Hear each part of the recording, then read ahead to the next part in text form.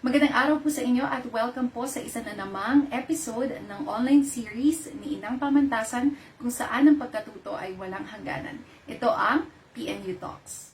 Ako nga pala si Pat Gardoza at ako ang inyong Learning from Home buddy sa episode na ito. Ngayong araw ay pagkukwentuhan natin ang mga naging career paths ko for the past 9 years as a registered nutritionist dietitian, flight attendant, and as a singer-songwriter. I had my high school education sa PNU ITL, but before it was called CTL or Center for Teaching and Learning. I was from batch 2008. So it was a very long time ago na.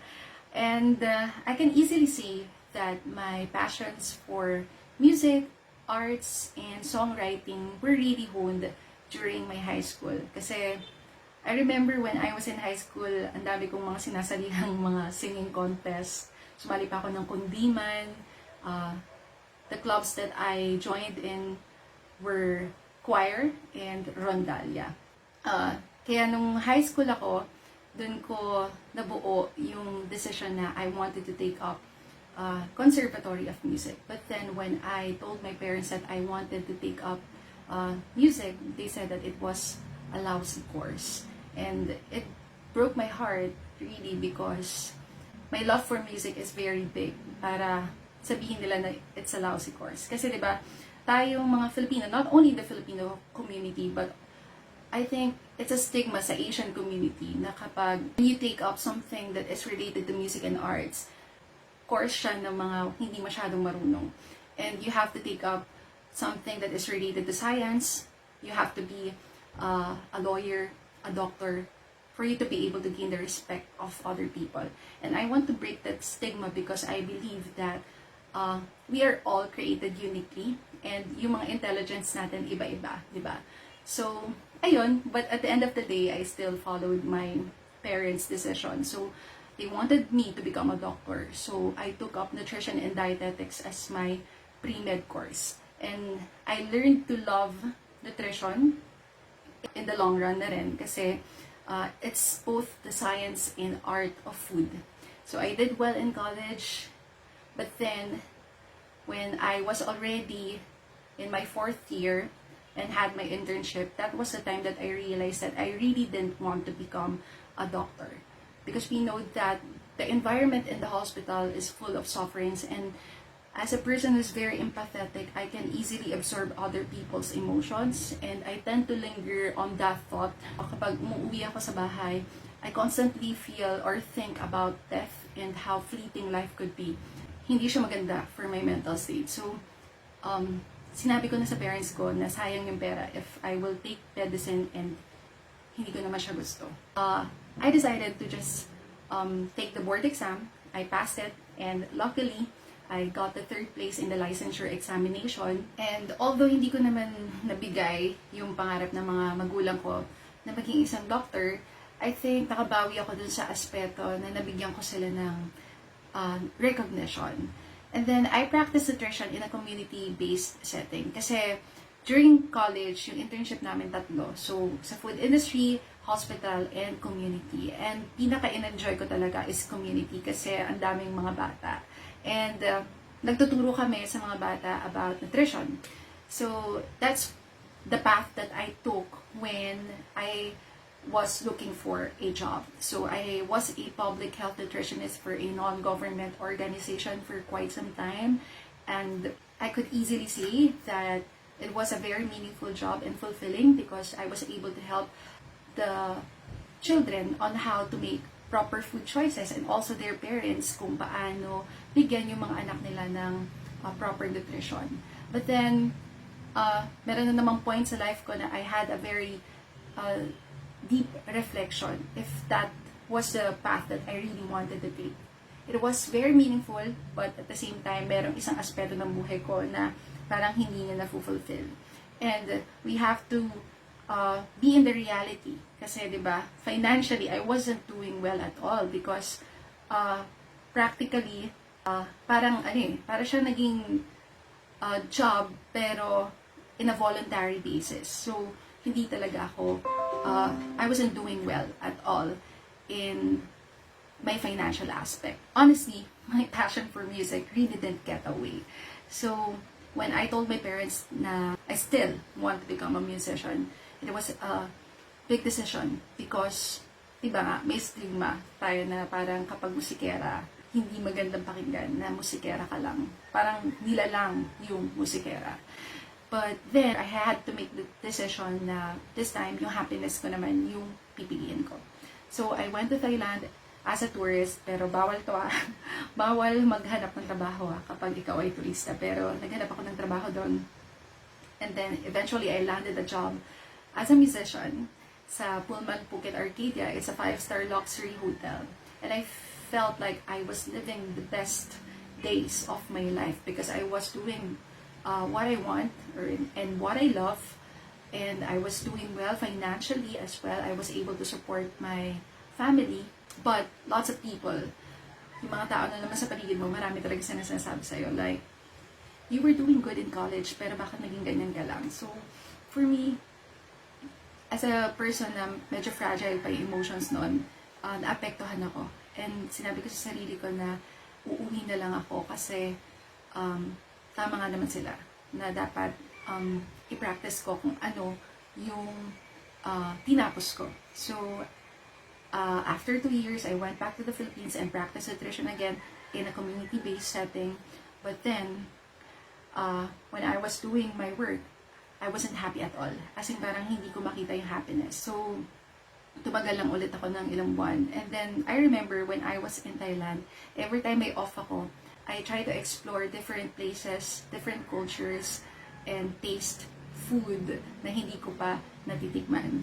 So, I developed this passion for traveling. So, I decided to become a flight attendant, to apply as a flight attendant for Philippine Airlines. One day, I was doing my resume, and then I told my parents na gusto kong maging FA, and whatever they said about it, yung opinion nila hindi na nag-matter sa akin, as long as I know to myself and my gut feel says that it is the right choice that you have to make. I went to the Philippine Airlines office, submitted my resume as a walk-in lang. Hindi ako pumila dun sa mass hiring. I got hired. It was a long process. Parang 3 months yung process ng hiring nila because there were a lot of stages that you have to pass for you to be able to pass sa training pa lang. And then, during the training, you only have 3 lifelines and you have to pass every test. So, yung test nila is 90% ang passing grade. The test and the emergency drill. So, every day, meron kaming exam about different aircraft, different emergency drill, different equipment inside the aircraft. So, yun yung mga inaaral namin. Yung service, it's only 5% of our skill.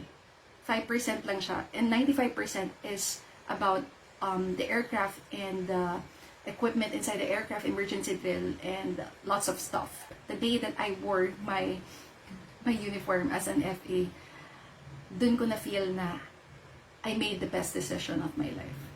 Yung pagiging FA, it's the best decision of my life. And parang wala pang nakakatalo doon. And yung pagiging FA ko, it opened a lot of opportunities for me. I was able to see lots of places, yung mga lugar na hindi ko akalain na mapupuntahan ko, napuntahan ko siya. Yung mga nakita ng mata ko and na-store sa memory ko, forever ko siyang matitreasure in my life. And life as we know it, it's not only full of happiness or joy. Sometimes it will throw you a curveball. And just like what is happening right now, yung pandemic, who would have thought that a simple virus would change our lives forever? And during the pandemic, it hit the aviation industry so much. And maraming mga flights ang na-cancel, kumonti yung flights, nagsoli ng aeroplano. And just this March, nagkaroon ng retrenchment sa company namin. And unfortunately, but I don't want to say I'm very an unfortunate person, pero wala eh.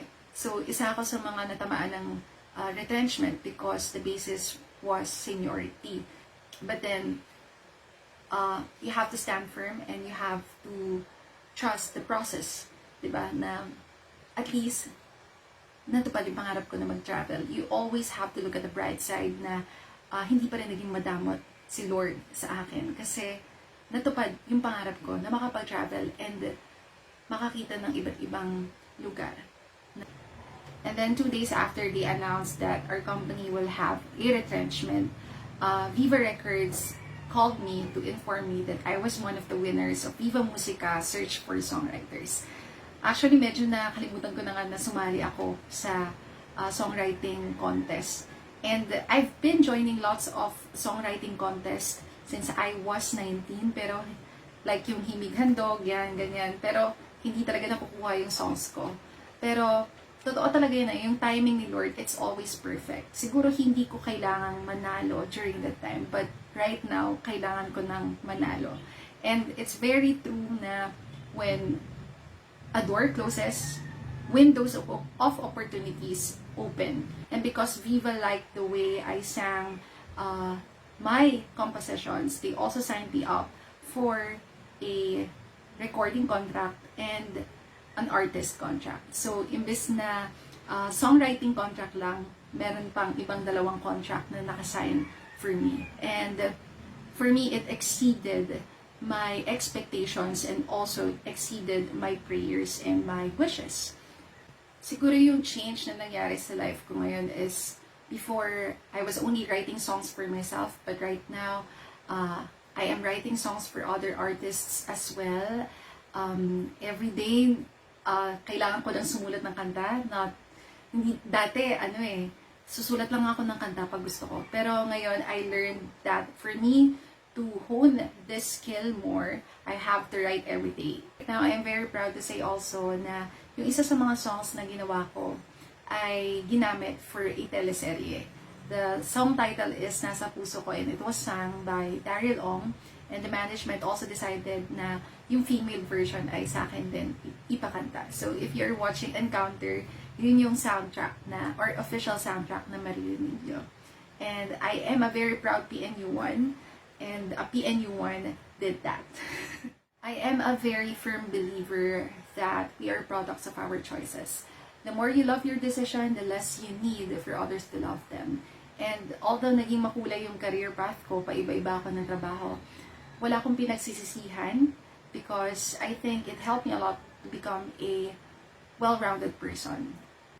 And if there are 3 takeaways that I want to share with you from this talk, first is don't be a people pleaser, because before I was a people pleaser, and I realized that if you keep on pleasing people and if you don't know how to say no, then you will not be truly happy, because you always think about their happiness and not your own, because at the end of the day, this is your life and you have the final say kung anong mangyayari sa life mo. As long as wala ka namang tinatapakan ng ibang tao, then go for it.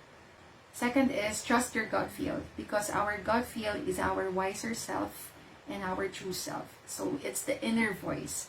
If your gut feel says that it is the right thing to do, then do it, because life is too short to have many what ifs.